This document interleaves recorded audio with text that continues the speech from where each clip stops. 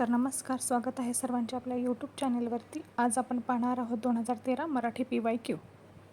पुढीलपैकी कोणते नाव आत्मचरित्राचे नाही? 1. केशराचे शेत. 2. संपूर्ण बाळकराम. 3. हीच श्रींची इच्छा. आणि 4. बहुरूपी. तर उत्तर आहे पर्याय क्रमांक 2. तर याचे स्पष्टीकरण काय आहे ते आपण पाहूयात. तर पर्याय क्रमांक 2 आहे संपूर्ण बाळकराम. तर केशराचे शेत हे आहे मामा पेंडसे यांनी लिहिलेलं आत्मचरित्र. संपूर्ण बाळकराम हे आहे राम गणेश गडकरी, म्हणजेच यांचे टोपण नाव आहे गोविंदाग्रज. तर संपूर्ण बाळकराम हे आहे चरित्र. हे आत्मचरित्र नाही, तर हे चरित्र आहे. तर ही श्रींची इच्छा याचे लेखक आहेत डॉक्टर श्री ठाणेदार, हे आहे आत्मचरित्र. आणि बहुरूपी याचे लेखक आहेत चिंतामणराव कोल्हटकर. तर हे सुद्धा आहे आत्मचरित्र. तर संपूर्ण बाळकराम, आपला प्रश्न काय होता की चरित्र कोणते आत्मचरित्र नाही? तर संपूर्ण बाळकराम हे आत्मचरित्र नसून फक्त चरित्र आहे. तर या प्रश्नाचं उत्तर आपण पाहिलेलं आहे. तर पाहूया पुढील प्रश्न आपला काय आहे तो. तर पुढील प्रश्न आहे, पुढील समीक्षात्मक पुस्तकाच्या नावामधून नरहर कुरुंदकर यांचे पुस्तक ओळखा. तर पर्याय क्रमांक 1 आहे धार आणि काठ. पर्याय क्रमांक 2 आहे ॲरिस्टॉटलचे काव्यशास्त्र. पर्याय क्रमांक 3 आहे साहित्य आणि सौंदर्य. पर्याय क्रमांक 4 आहे जाळ्यातील चंद्र. तर याचे अचूक उत्तर आहे पर्याय क्रमांक 1 धार आणि काठ. तर याचे स्पष्टीकरण काय आहे? धार आणि काठ हे पुस्तक लिहिलेलं आहे नरहर कुरुंदकर. ॲरिस्टॉटलचे काव्यशास्त्र हे लिहिलेलं आहे गो वि करंदीकर. आणि साहित्य आणि सौंदर्य हे याचे लेखक आहेत बासी मर्ढेकर. आणि 4 जाळ्यातील चंद्र याचे लेखक आहेत म.वा. धोंड. तर पाहूया आपण पुढील तिसरा प्रश्न. पुढीलपैकी कोणती प्रकाशन संस्था ही मुंबई बाहेरची आहे? पर्याय क्रमांक 1 ग्रंथाली. पर्याय क्रमांक 2 मौज. पर्याय क्रमांक 3 पॉप्युलर. आणि पर्याय क्रमांक 4 सुविचार प्रकाशन. तर बघा, याचे उत्तर आहे सुविचार प्रकाशन. तर सुविचार प्रकाशन ही संस्था मुंबई बाहेरची आहे. तर ग्रंथाली, मौज आणि पॉप्युलर ह्या तिन्हीही संस्था मुंबईमधील आहेत. त्यामुळे पर्याय क्रमांक 4 सुविचार प्रकाशन ही संस्था कुठली आहे? तर ही संस्था आहे मुंबई बाहेरची. तर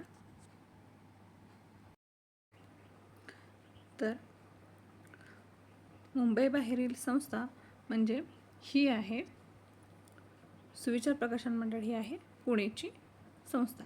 तर चला पुढील प्रश्न पाहूया. तर पुढील प्रश्न आहे, पुढीलपैकी अर्थशास्त्राचे प्राध्यापक कोण? तर पर्याय क्रमांक 1 आहे महेश एलकुंचवार. पर्याय क्रमांक 2 आहे गंगाधर गाडगीळ. पर्याय क्रमांक 3 आहे अनंत काणेकर. आणि 4 गो वि करंदीकर. तर योग्य पर्याय आहे गंगाधर गाडगीळ. तर याचे स्पष्टीकरण जे आहे ते इथं नमूद केलेलं आहे, ते तुम्ही नंतर रीड करू शकता.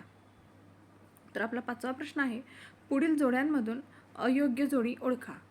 तर 1 श्रीनिवास विनायक कुलकर्णी यांचं पुस्तक आहे सोन्याचं पिंपळ. राम गणेश गडकरी यांचे पुस्तक आहे सुदामाचे पोहे. 3 चिंतामणराव कोल्हटकर यांचं आहे आणखी चिमणराव. आणि 4 विद्याधर पुंडलिक यांचं आहे बनकरवाडी. तर योग्य पर्याय आहे आपला पर्याय क्रमांक 1. तर श्रीनिवास विनायक कुलकर्णी सोन्याचा पिंपळ हे यांचं पुस्तक, ही जोडी योग्य आहे. तर याचं स्पष्टीकरण आहे पुढे. तर श्रीनिवास विनायक कुलकर्णी यांचं आहे सोन्याचा पिंपळ. श्रीपाद कोल्हटकर यांचं आहे सुदामाचे पोहे. आणि ची.वी. जोशी यांचं आहे आणखी चिमणराव. तर व्यंकटेश माडगुळकर यांचं आहे बनगरवाडी. आणि राम गणेश गडकरी यांचा आहे एकच प्याला प्रेम संन्यास आणि पुण्यभाव. तर चला पाहूया पुढील प्रश्न. तर आपला पुढील प्रश्न आहे, बाळाकडे लक्ष नसेल तर तेच तुमचं लक्ष वेधून घेईल. तर या वाक्यातील काळ ओळखा. तर 1 आहे पूर्ण वर्तमान काळ. 2 आहे पूर्ण भविष्यकाळ. आणि 3 आहे भूतकाळ. आणि 4 आहे अपूर्ण वर्तमान काळ. तर याचं योग्य उत्तर आहे पर्याय क्रमांक 2 भविष्यकाळ. तुमचं बाळाकडे लक्ष नसेल तर तेच तुमचं लक्ष वेधून घेईल. याचा काळ येतो भविष्यकाळ. तर पुढील प्रश्न आहे आपला 7. वाच्य अधिक अर्थ या 2 पदांचा योग्य रीतीने केलेली संधी ओळखा. तर पर्याय क्रमांक 1 आहे वाच्यार्थ, पर्याय क्रमांक 2 आहे वाचार्थ, पर्याय क्रमांक 3 आहे वाच्यार्थ आणि पर्याय क्रमांक 4 आहे वाचार्थ. तर याचं योग्य आपलं उत्तर आहे पर्याय क्रमांक 1 वाच्यार्थ. तर याचं स्पष्टीकरण इथं दिलेलं आहे. तर पुढील प्रश्न आहे आपला पाणसाप या सामासिक शब्दातील समासाचे नाव ओळखा. तर 1 षष्ठी तत्पुरुष, 2 पंचमी तत्पुरुष, 3 सप्तमी तत्पुरुष आणि 4 तृतीय तत्पुरुष. तर योग्य पर्याय आहे आपलं 3 सप्तमी तत्पुरुष. तर तुम्ही पाहू शकता इथं तुम्हाला संपूर्ण समासाचे सर्व प्रकार इथं स्पष्टीकरण दिलेले आहे. तर ते तुम्ही रीड करू शकता. तर आपला पुढील प्रश्न आपण पाहूया. समानार्थी शब्दाची योग्य जोडी ओळखा. तर पर्याय क्रमांक 1 आहे मध्य अपेय, 2 आहे वर्ण कर्ण, 3 मर्म धर्म आणि 4 आहे अंगीकृत अस्वीकृत. तर पर्याय क्रमांक 1 हे योग्य उत्तर आहे मध्य आणि अपेय. तर पुढील प्रश्न आहे आपला विरुद्धार्थी शब्दाची जोडी ओळखा. तर 1 आहे ताटिनी सरिता, 2 आहे आय व्यय, 3 आहे कलंक काळिमा आणि 4 आहे विरह दुरावा. तर योग्य पर्याय आहे पर्याय क्रमांक 2 आय आणि व्यय. तर बघा TETमध्ये तुम्हाला विरुद्धार्थी शब्द आणि समानार्थी शब्द हे 1 मार्काला 2 मार्काला पडत असतात. तर तुम्ही विरुद्धार्थी आणि समानार्थी शब्द नेहमी लक्षात ठेवा आणि त्याचं प्रॅक्टिस तुम्ही करत राहा. तर पाहूया आपण पुढील आपला प्रश्न काय आहे तो. तर आपला पुढील प्रश्न आहे 12वा गटात न बसणारा शब्द ओळखा. तर पर्याय क्रमांक 1 आहे क्लेश, पर्याय क्रमांक 2 आहे कष्ट, पर्याय क्रमांक 3 आहे पाणी आणि पर्याय क्रमांक 4 आहे कृष्ण. तर याचं योग्य उत्तर आहे पाणी. तर याचं स्पष्टीकरण आपण पाहूया. तर पाणीच का, तर क्लेश कष्ट आणि कृष्ण हे तिन्ही आपण पाहिले तर हे तिन्ही काय आहेत तर जोड शब्द आहेत आणि पाणी हा शब्द सरळ आहे म्हणून हा शब्द झाला, हा जोड शब्द नाही. त्यामुळं काय झालं की पाणी हा गटात न बसणारा शब्द आहे. तर पुढील प्रश्न आपण पाहूया. पुढील प्रश्न आपला आहे उपसर्ग घटित शब्द ओळखा.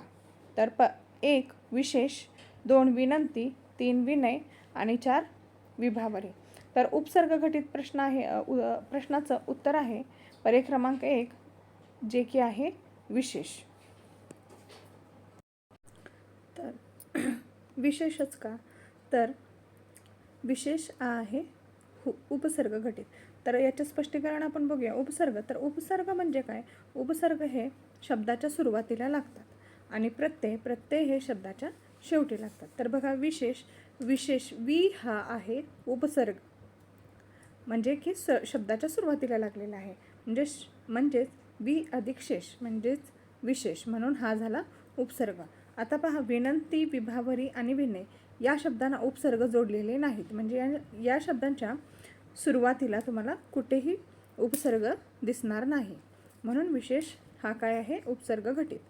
तर चला पुढील प्रश्न पाहूया. प्रत्यय घटित शब्द ओळखा. तर पर्याय क्रमांक 1 आहे निर्मम, पर्याय क्रमांक 2 आहे अभ्युदय,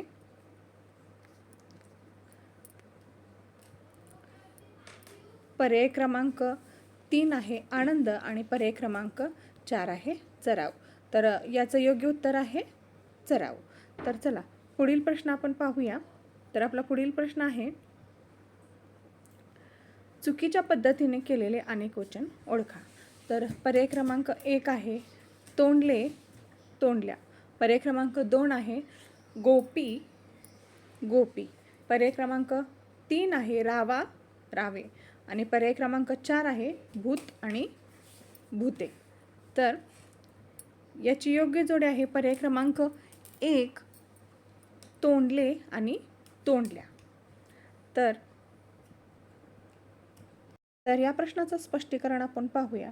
तर तोंडले आणि तोंडल्या, तर नियम बघा काय आहे एकारांत नपुंसकलिंगी नामाचे अनेक वचन इकारांत होते, त्यामुळे हे अनेक वचन चुकीच्या पद्धतीने करण्यात आलेले आहे. तर बघा एकारांत जर नाम असेल तर त्याचे काय होते, अनेकवचनी इकारांत होते. तर पर्याय क्रमांक 1 हे तोंडल्या आणि तोंडल्या आलेलं आहे. तर पुढील आहे गोपी आणि गोपी. तर बघा, इकारांत स्त्रीलिंगी नामाचे अनेक वचन हे याकारांत होते, परंतु गोपी या नियमास अपवाद आहे. 3 रावा आणि रावे. तर आकारांत पुल्लिंगी नामाचे अनेक वचन एकारांत होते, आणि भूत आणि भूते अकारांत नपुंसकलिंगी नामाचे अनेक वचन एकारांत होते.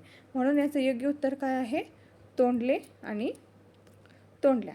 तर आपला पुढील प्रश्न आहे, पुढील जोड्यामधून भिन्न लिंगी जोडी ओळखा. तर 1 आहे काया, 1 आहे काया पगडी, 2 आहे शरीर देह, 3 आहे आकाश गगन आणि 4 आहे प्रकाश उजेड. तर बघा, याचं योग्य उत्तर आहे पर्याय क्रमांक शरीर आणि देह. तर याचे स्पष्टीकरण आपण पाहूया. तर काया आणि पगडी हे दोन्ही शब्द स्त्रीलिंगी आहेत. ती काया, ती पगडी. शरीर आणि देह हे दोन्ही नपुंसकलिंगी शब्द आहेत. तर ते शरीर आणि तो देह. पुढे आहे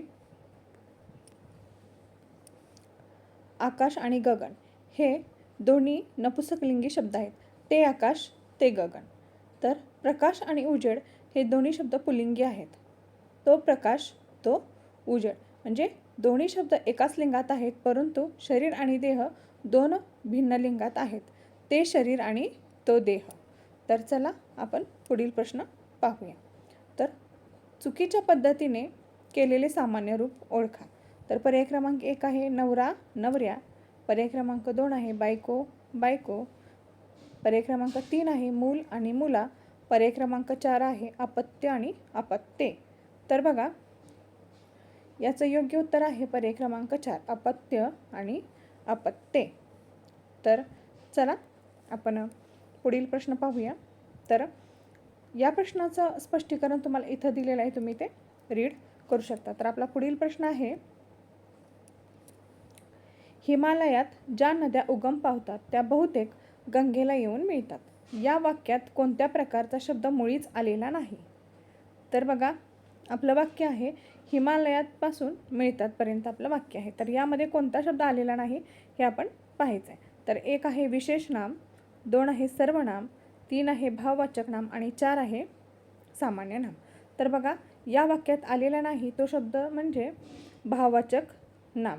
तर हिमालयात ज्या नद्या उगम पावतात त्या बहुतेक गंगेला येऊन मिळतात. यामध्ये भाववाचक नाम कुठेही आलेलं आपल्याला दिसून येत नाही. तर याचं स्पष्टीकरण पाहूया. विशेष नाम हे आहे हिमालय. हिमालय काय आहे, विशेष नाम आहे. आणि ज्या आणि त्या हे आहेत सर्वनाम, संबंधी सर्वनाम आहेत. आणि भाववाचक नाम म्हणाल तर भाववाचक नाम वाक्यात आलेलंच नाही. आणि सामान्य नाम आहे नदी. त्यामुळं याचं योग्य उत्तर आहे भाववाचक नाम, जे की काय आहे, या वाक्यात आलेलं नाही. तर आपला पुढील प्रश्न आपण पाहूया. तर आपला पुढील प्रश्न आहे, भाववाचक नामाचे चुकीचे रूप ओळखा. तर 1 वैविध्यता, 2 सौकर्य, 3 सामिप्य आणि 4 मधुरता. तर चुकीचे रूप आहे वैविध्यता. तर याचे स्पष्टीकरण इथं नमूद केलेलं आहे, हे तुम्ही रीड करू शकता. तर आपण आपला पुढील प्रश्न पाहूया. तर आपला पुढील प्रश्न आहे, आकाशवाणीद्वारे जागतिक पातळीवर संदेश पोहोचवला जात असतो. या वाक्यातील प्रयोग ओळखा. तर पर्याय क्रमांक 1 आहे अकर्मक कर्तरी, पर्याय क्रमांक 2 आहे सकर्मक कर्तरी आणि पर्याय क्रमांक 3 आहे भावे आणि 4 आहे कर्मणी. तर याचं अचूक उत्तर आहे पर्याय क्रमांक 4 कर्मणी. तर बघा, प्रयोग म्हणजे काय, तर वाक्यातील कर्ता, कर्म आणि क्रियापद यांच्या परस्पर संबंधाला आपण काय म्हणतो, तर प्रयोग म्हणतो. तर बघा, कर्तरी प्रयोगामध्ये काय येते, तर कर्त्यानुसार क्रियापद बदलते. सकर्मकमध्ये क्रियापदासोबत वाक्यात कर्म असते आणि अकर्मक क्रियापदामध्ये क्रियापदासोबत वाक्यात कर्म नसते. तर याचं स्पष्टीकरणसुद्धा इथं दिलेलं आहे, तर ते तुम्ही पाहू शकता. तर आपण पाहूया आपला पुढील प्रश्न काय आहे तो. तर चला पुढील प्रश्न आपण पाहूया. तर ये रे कुत्र्या खा माझा पाय या म्हणीचा योग्य अर्थ ओळखा. तर बघा TETमध्ये आपल्याला म्हणीसुद्धा विचारल्या जातात, त्यामुळे तुम्ही म्हणीसुद्धा योग्य रीतीने करा. अगदी TET पेपरपासून सोपं आहे, अवघड असं काहीच नाही. फक्त तुम्ही न घाबरता तुमचा स्टडी सुरू ठेवा. तर बघा पहिला ऑप्शन आपला आहे भूतदया दाखवणे. 2 आपणहून संकट ओढवून घेणे. 3 एखाद्याला कुत्रा म्हणून त्याचा अपमान करणे. आणि 4 त्याग करण्याची तयारी ठेवणे. तर बघा याचा योग्य पर्याय क्रमांक आहे 2 आपणहून संकट ओढवून घेणे. बरोबर. तर भूतदया दाखवणे म्हणजे काय, तर प्राणी मात्रावर प्रेम करणे. आपणहून संकट ओढवून घेणे म्हणजे काय, संकटांना आमंत्रण देणे. म्हणजे की एखादी गोष्ट आपण आपल्या अंगावरती ओढून घेतो, जिथं आपली गरजच नसते तिथं आपण जातो आणि त्या गोष्टी आपल्या अंगावरती ओढून घेतो, असा त्याचा थोडक्यात अर्थ आहे. तर आता पुढील प्रश्न आपला बघा, चालत्या गाड्याला खीळ लागणे या वाक्यप्रचाराचा योग्य अर्थ. तर पर्याय क्रमांक 1 आहे चांगल्या चाललेल्या गोष्टीत विघ्न आणणे. 2 गाड्याचा वेग वाढवणे. 3 गाड्यांची नीट दुरुस्ती करणे. आणि 4 जुना गाडा बदलवून टाकणे. तर याचं योग्य उत्तर आहे पर्याय क्रमांक 1 चांगल्या चाललेल्या गोष्टीत विघ्न आणणे. जसं की आता आपण पाहतोच आहोत आपल्या शिक्षक भरतीला काय लागलेलं आहे, तर चालत्या गाड्याला खीळ लागलेली आहे. हे याचं एक जिवंत उदाहरण आपल्याला सांगता येईल. जसं की बघा याचं काय म्हणणं आहे, जसं की चालत्या गाड्याला खीळ लागणे. बरोबर. म्हणजे की काहीतरी समस्या उद्भवून निर्माण करून त्या गोष्टी तिथंच बंद पडणे, जसं की आपली शिक्षक भरती. याचं उदाहरण अगदी जिवंत मूर्तिमंत उदाहरण आहे. तर असो, चला आपण आपला पुढील प्रश्न पाहूया. तर आपला पुढील प्रश्न आहे पुढील वाक्यामधून प्रश्नार्थक नसलेले वाक्य ओळखा. आता प्रश्नार्थक वाक्य आपल्याला ओळखायचं आहे. तर आता बघा, हे एवढे उरलेले अन्न आता कोणाला देणार. 2 किती लोचट आहे हा माणूस. 3 पण तू चुकीची गोष्ट का केलीस. 4 नोकरीला एवढा वेळ घालवणाऱ्याने अभ्यास केव्हा करायचा. तर याचं अचूक उत्तर आहे किती लोचट आहे हा माणूस. तर बघा याच्यामध्ये असं होतं, तर हे एवढे उरलेले अन्न कोणाला देणार हा काय आहे, प्रश्नार्थक वाक्य आहे. म्हणजे प्रश्न पडला की हे अन्न आपण कोणाला द्यायचं. हे अन्न तर उरलेलं आहे पण आता ते द्यायचं कोणाला, म्हणून हा उद्भवलेला प्रश्न आहे. म्हणून हे काय झालं, तर प्रश्नार्थक वाक्य. आता 2 किती लोचट आहे हा माणूस हा काय आहे, उद्गाराचे शब्द. हे उद्गार काढलेत, किती लोचट आहे हा माणूस.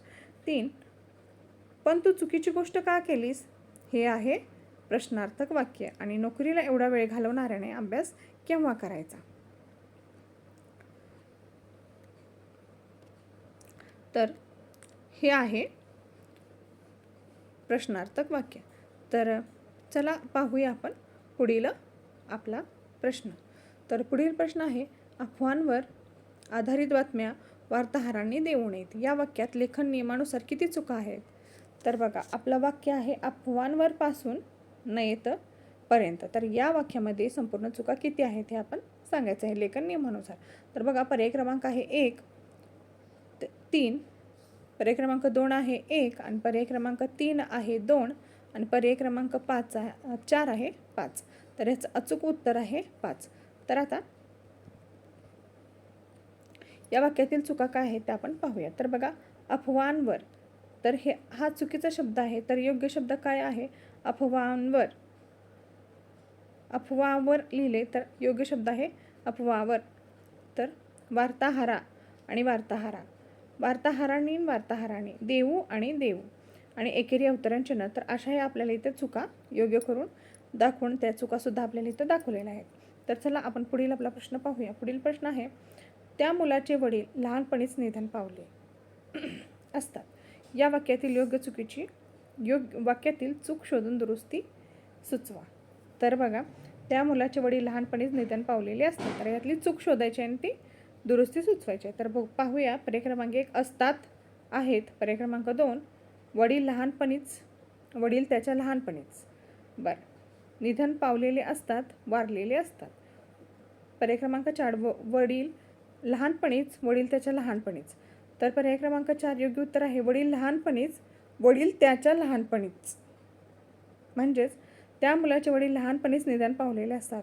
म्हणजेच हे पूर्ण वाक्य कसं होईल, यातील चूक काय आहे तर बघा, त्या मुलाचे वडील त्याच्या लहानपणीच वारलेले, निधन पावलेले असतात. म्हणजे कुणाच्या, त्या मुलाच्या लहानपणीच त्याचे वडील वारलेले असतात. म्हणून काय होईल, वडील लहानपणीच, वडील त्याच्या लहानपणीच. म्हणजे वडील त्याचे लहानपणी, वडील त्याच्या लहानपणीच वारलेले असतात. हे आपलं योग्य उत्तर होऊन जाईल. तर बघा, असं आपण काय केलेलं आहे, तर 2013मधील मराठीच्या प्रश्नपत्रिकेचं आपण ॲनालिसिस केलेलं आहे. तर पुढे हे उतारावरील प्रश्न काही सोपेच असतात, पण तरीसुद्धा आपण नंतर ते प्रश्न घेऊ. तर इथंपर्यंत तुम्हाला जर हा व्हिडिओ आवडला असेल, तुम्हाला काही महत्त्वपूर्ण ठरला असेल, ही माहिती तुम्हाला महत्त्वपूर्ण वाटली असेल, तर आपल्या चॅनेलला नक्कीच लाईक, शेअर आणि सबस्क्राईब करा. आणि सर्वांना आपल्या परीक्षेसाठी ऑल दी बेस्ट. कुणीही घाबरू नका. TET परीक्षा अगदी सोपी आहे. तुम्ही अत्यंत धीराने या परीक्षेला सामोरे जा. प्लीज कोणीही घाई गडबडीमध्ये चुकीचा अभ्यास करू नका, टेन्शन घेऊ नका. अगदी शांततेनं अभ्यास करा. ही परीक्षा तुम्ही नक्कीच पास व्हाल. सर्वांना ऑल दी बेस्ट.